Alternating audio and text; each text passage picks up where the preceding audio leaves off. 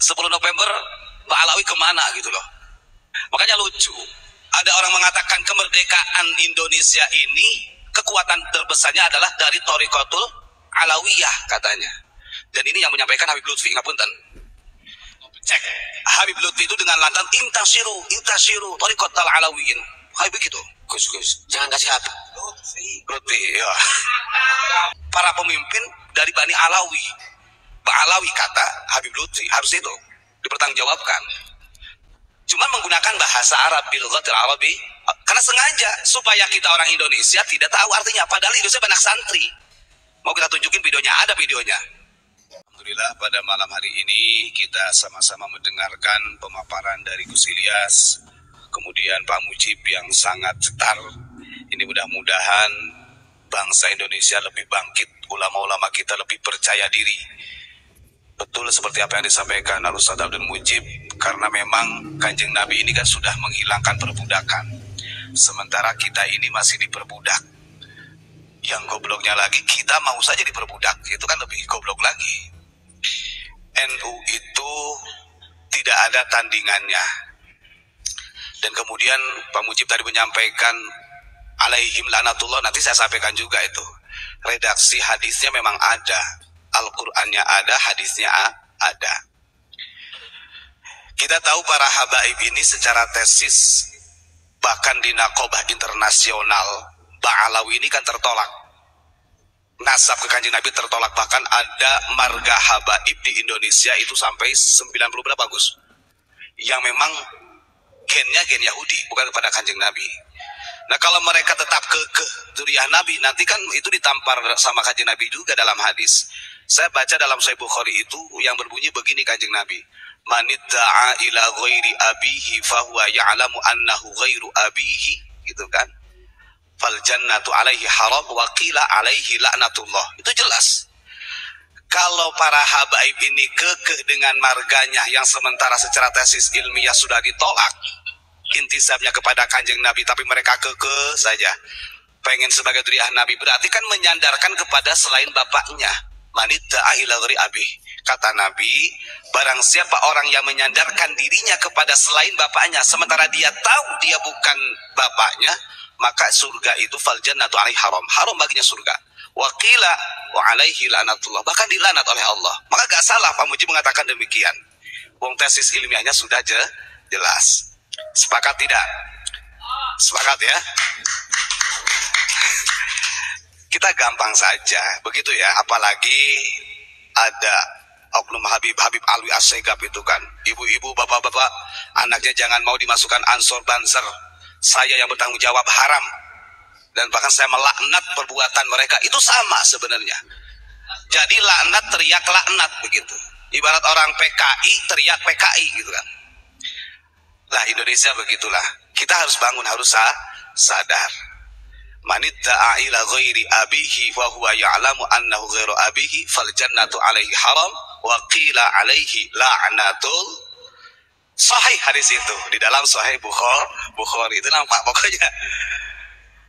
Tambahin lagi, alaikum la'natullah, alaihim la'natullah. Begitu ya. Sebelum saya bacakan, nanti saya akan membacakan karya dari Sultanul Aulia, Sayyidi Syekh Abdul Qadir Jailani. Kenapa saya katakan Sayyidi Syekh? Karena Tuan Abdul Qadir ini dzurriyyah Nabi yang jalurnya kepada Husain. Jadi kalau yang tercatat di Naqobah internasional itu Sayyid sama Syarif. Kalau Sayyid ini dzurriyyah Nabi yang jalurnya melalui Husain, kalau Syarif melalui Sayyidina Hasan, maka Sunan Gunung Jati Syarif Hidayatullah, Sunan Ampel Sayyid Rahmatullah. Maka ketika ada orang yang mengatakan dari oknum habaib mengatakan Indonesia ini madhabnya dibawa oleh Ba'alawi, ya salah.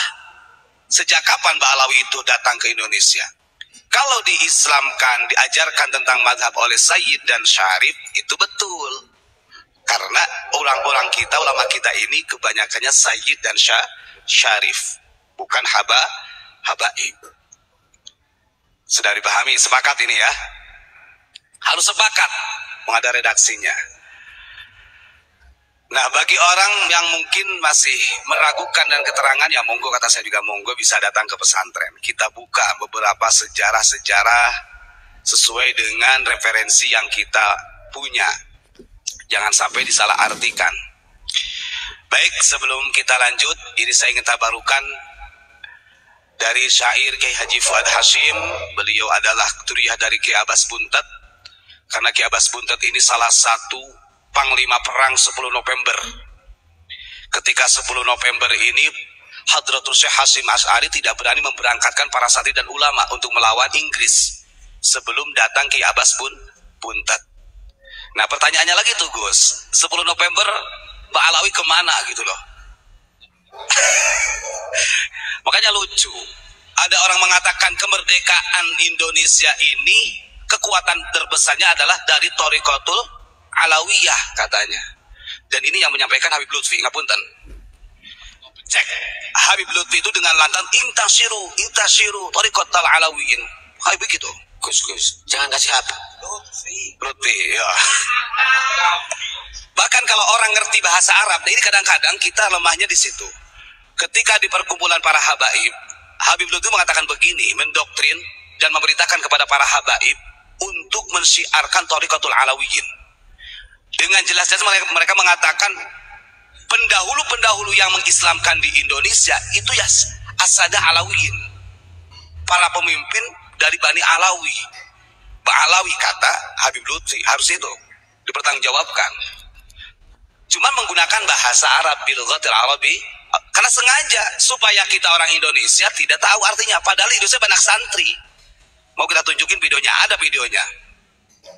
Kita lemah di situ. Tertipu dengan orang-orang yang sok lutfah, namanya juga lutfi, halus. Kan begitu. Padahal itu di hadapan para habaib itu disampaikan, syiarkan terus. Karena tidak ada thariqah yang tertinggi di hadapan Allah kecuali Thariqatul Alawiyin yang dibawa oleh Ba'alawi. Sehingga datang kalimat kemerdekaan Indonesia ini berpotensi dari kekuatan Thariqah Alawiyah. Goblok itu yang mengatakannya. Begitu. Kalimatnya diulang-ulang, ingtashiru itu ada dengan bahasa Arab. Kita sudah memegang datanya, kita jangan tertipu. Jauh-jauh hari thariqah datang ke Indonesia yang di bawah naungan Nahdlatul Ulama itu lebih duluan Naqsyabandi, Qadiriyah. Bahkan Tijani itu hampir terakhir. Nah, ini kenapa mereka ini lebih fanatik dengan Thariqah Alawiyah, dengan klan Ba'alawinya, yaitu tadi nanti kita akan bahas ya. Baik, untuk selanjutnya kita bacakan syair tentang Nahdlatul Ulama dulu supaya bangsa kita ini lebih yakin jangan sampai lepas daripada Nahdlatul Ulama. Kalau kata Abu Ya ini, kalau nanti NU sudah diambil orang bagaimana tuh? Karena banyak orang yang ingin, bahasanya apa ya, memanfaatkan kedudukan di NU. Dan ini tercatat di dalam syair Kiai Haji Fuad Hashim. Bismillahirrahmanirrahim. Shallu ala Nabi Muhammad. Nanti kita artikan. Ya nahdlatal ulama'i anti mahabbati wa mawaddati wa masarrati wa ridai.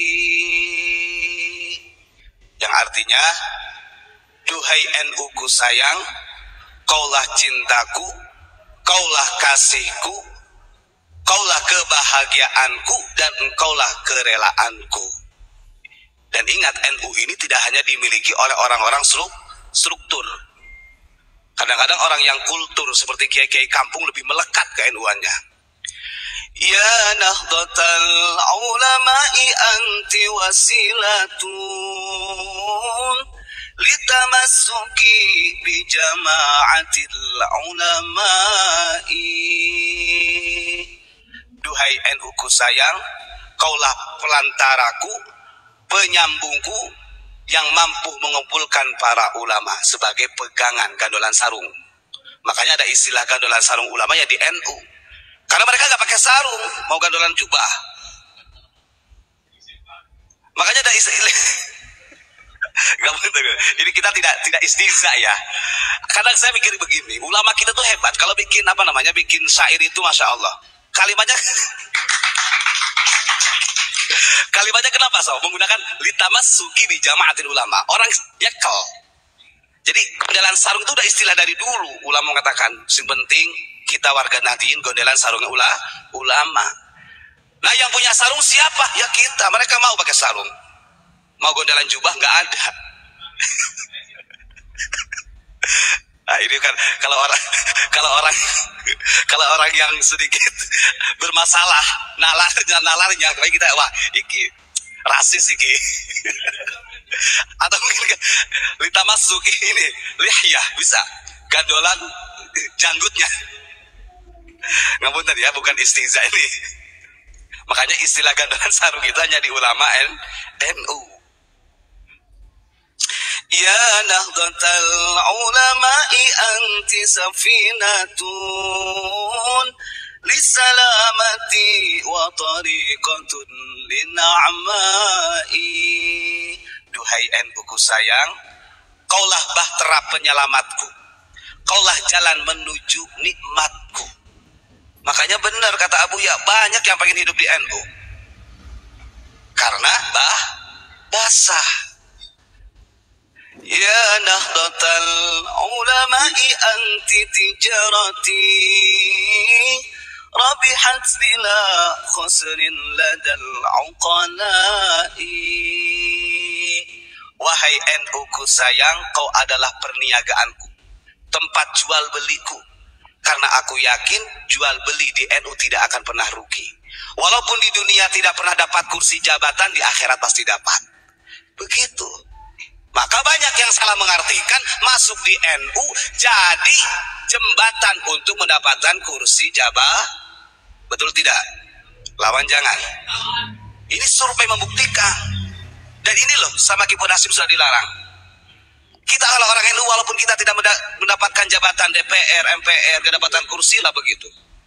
Kita yakin di akhirat akan ada jabatan yang kita sanding melebihi daripada DPR, MPR. Makanya NU ini bukan hanya milik orang struktur, tapi orang kul. Nah itu tentang NU ya. Hanya sebagai tabarukan. Selanjutnya saya ingin mengingatkan kepada orang-orang yang selalu mencari penghargaan daripada selain Allah. Ini Tuan Syekh Abdul Qadir Jailani ini menempel yang keras di majelis di bab yang ke-12 finnahyi anit talabi ila ghairillah. Larangan keras kepada kita mencari kemuliaan selain Allah, ingin dihargai orang dengan jabatan yang kita miliki, pangkat yang kita miliki sebagai